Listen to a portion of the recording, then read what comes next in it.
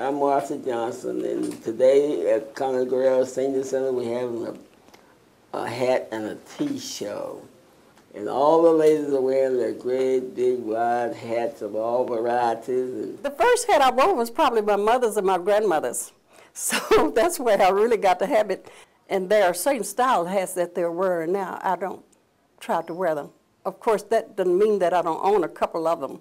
But I don't like to wear those wide hats when I'm at a funeral service and some other gatherings, unless I get me a seat on the end, because you never know how people can really talk about that lady in that hat, and I have some wide, wide hats. So we went to a lot of stores, so finally we went to a store and my husband saw this hat, and he said, "This is the hat for you." So this is the hat that I bought, and I love it. And my husband says, "I got a little old lady now that she wants to wear a hat," so he's proud of me because I bought the hat. That's my story. For a period, there was a lapse in hat wearing. People tell me, "You must buy a hat every day." But I keep my hats. I've stopped complimenting people because they say, when I say, "Oh, that's a pretty hat," you'd be surprised how many people want to pull off their hat and give it to me. But I wear hats all the time. I never goes in church without a hat on. I love hats. I wear any kind of hat. It doesn't matter what style, what make. And I do like my hat to match up with the dress that I be wearing.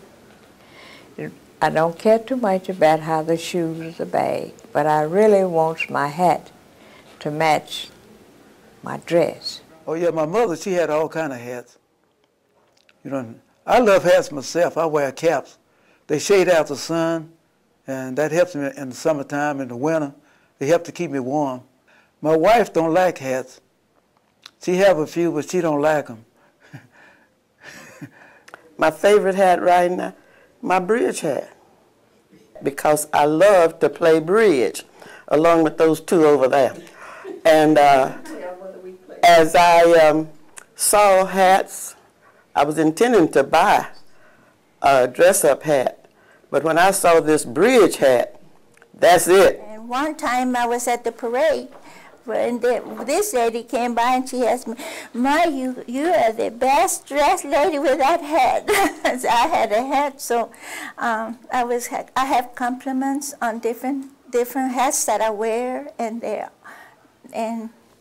I enjoy wearing them. Traditionally, in my family, we wear hats. My mother always wore hats to church, and so we just follow along with our relatives and aunts. We love hats.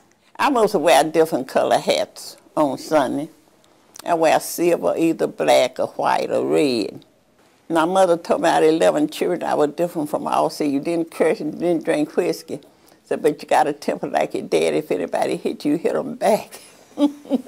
Wearing hats make me feel just like a real lady.